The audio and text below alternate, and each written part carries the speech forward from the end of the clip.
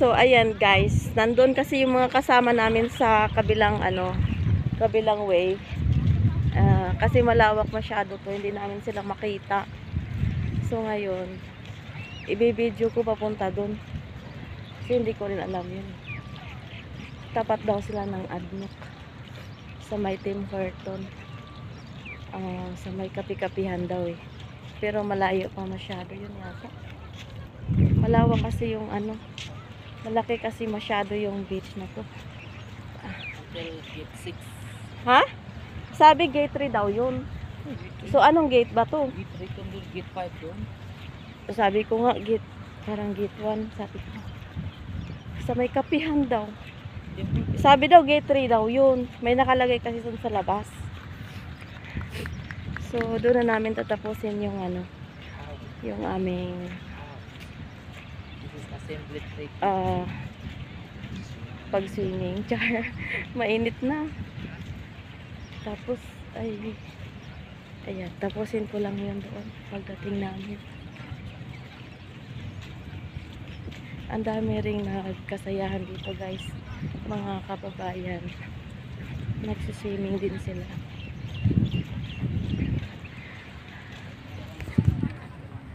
Ayan, ang dami nila oh. Isang grupo din sila guys. Tapos namala dito. Andito lang kami sa malapit sa pinagtrabahoan ni Yaya. Diyan lang siya nag-work.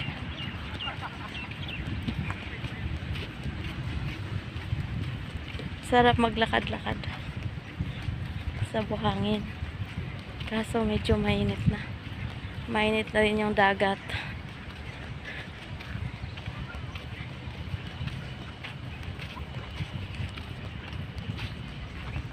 At saka ano lang pala ito. Free lang siya. Public open beach. So yung may mga bayad, yung may mga doon yata banda sa umbrella.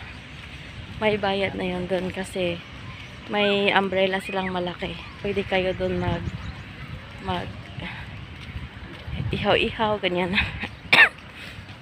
So mas okay na din dito. At least free. Char.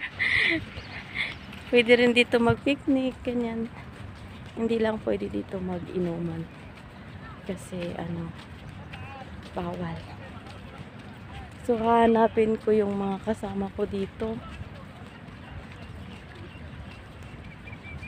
Actually, madami kami dapat. Dahil hindi ko sila mahanap kayo ng umaga. Naligo na lang kami ni Yayaps. So, hanggang ngayon marami pang nagsidatingan. Maganda pala dito, malilim. Natabunan ng mga matataas na building. Oh, may ibon. Tapos sa hapon dito, may naglalaro dito ng parang football, volleyball, ganyan. Andito.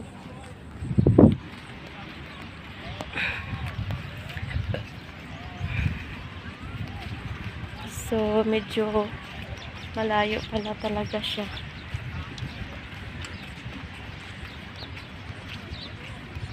Malapit lang sila sa kainan. Nagugutom pa naman ako, guys.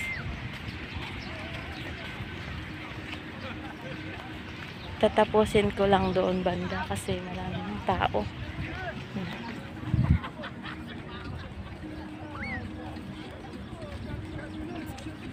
Ang ganda talaga dito guys. Kahit mag-walking, ang ganda lang din dito lakad-lakad dyan sa gilid lang. Over lang to siya. Ang ligo lang dito is mag-open siya ng 6 AM until 6 PM. And then pwede ka na magtambay sa gilid lang. Hindi ka na pwedeng maligo. Kahit magbasa lang yung paa mo sa dagat, sinisita ka ng mga lifeguard. Kasi ang dami nilang lifeguard dito, nagkalat. Parang bawat station, meron siyang isa o dalawa nakabantay. Tapos may mga sasakyan pa yan sila guys. Kaya pag sinisita ka, pag ayaw mong makinig, nilalapitan ka nila. Kaya yun. So, siguro, Nakalampas ka na 6 minutes siguro. wala pa. Ala, Dito na wala nang dahil. saan? Dito na kami dadaan pala. Close na dyan. Okay, tutuloy ko na lang mamaya. 6 minutes ka na? So, ayan na nga. Nandito na kami sa tabi guys, dumaan kasi wala siyang daanan doon. Close na kasi. May nakalagay doon na naka-close siya doon banda. So, dito lang kami sa sa side. So, dito, marami nang nagwo-walking din dito, nagjo-jogging. Marami din dito na, nakaupo lang. Malayo pala yung mga dates, no? Nandun sa kabilang side yung mga dates. Tapos, ayan. Pwede ka rin matulog overnight. Actually, maraming natutulog dito overnight. Yung walang mga homeless. Ayan. Good morning, Brad.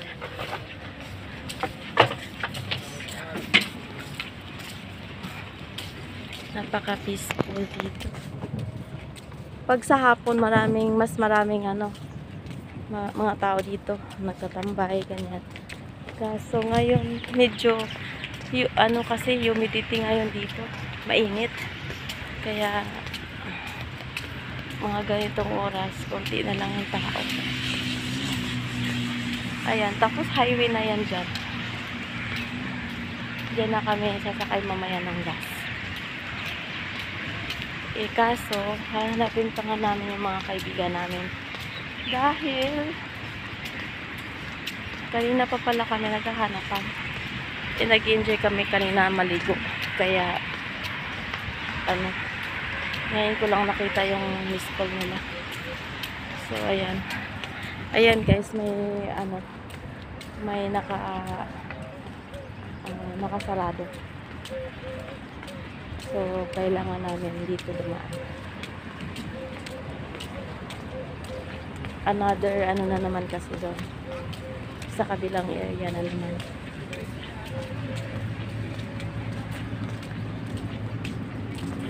So, ito, hanggang, from gate 1 to gate 5. Yung buong beach na to. So, malayo. Nasa gate 3 daw sila. Akala namin ito yung gate 3. Nandun pa pala yung gate 3.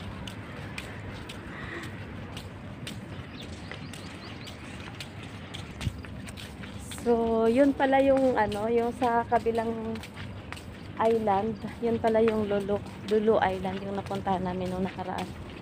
Na ang haba-haba ng nilakad namin. Nag-yachts kami from saan nga yun, Yab? Flagpole. Sa Flagpole, doon. Tapos hanggang dito. Only 5 minutes. Hanggang dyan. Grabe ang haba ng pila nun. Sobrang haba talaga. O ayan, hindi na siya ma-walkingan dito. Hindi na siya. Kaya pinutol hanggang doon lang yung Hindi na kayo makalaka doon sa buhangin kasi dagat na siya dito. So, kailangan namin dumaan dito sa Ito, diba, ang lawak. Mahaba talaga to siya hanggang doon sa dulo. Dati-rati nilalakad namin to. Tapos ngayon na ulit kasi malayo na kami dito. Nilakad natin yung sa dito. Oo, diba? From dito papuntang Fishport ba yun? Tapos dito hanggang dun sa mall. May mall kasi dun sa Marina Mall dun. Sa dulo. Pinakadulo na. Diba? Ang layo pala nila talaga. Kaya sabi ni Ross, hindi niya makita yung Galleria Mall. Yung pinakamataas na building. Kasi nandun pala sila talaga sa malayo. Diba?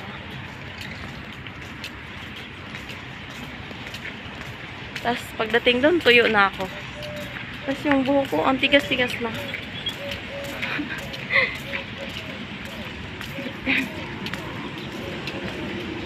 Tigas-tigas na ng buhok ko. Parang ano din to, no? May pantalan din dyan. Ano pala yan? Pero yung mga yachts, nandun sa kabila, di ba? Sa dulo, pinakadulo na yung mga yachts.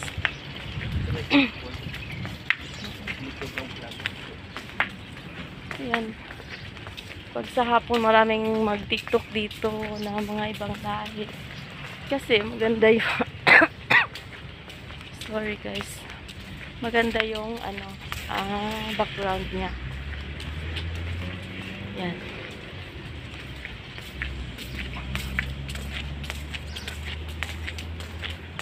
Hala, ang layo na talaga ng nilalakad pala namin.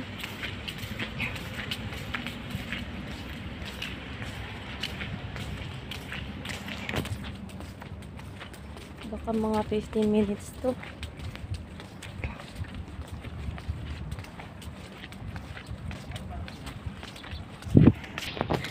So, ayan, nakapasok na nga kami dito sa mga naglalakihang mga dates. Ayan, ang daming bunga, guys, oh. Kung makikita nyo. Yung iba, wala pang mga bunga. Pero yung iba, punong-puno na ng bunga. Kasi ting bunga ngayon dito ng mga dates. So, diba, ang lilim, masarap maglakad. Pero kasi ang layo pa pala. Ito, gate 6.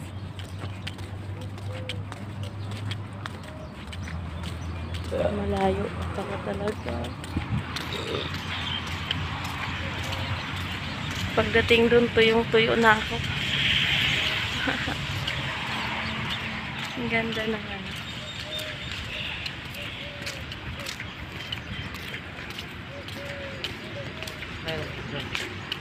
Ha? Ito yung may entrance. Oo, kasi mas maganda naman siya dito. Umbrella. Yung umbrella.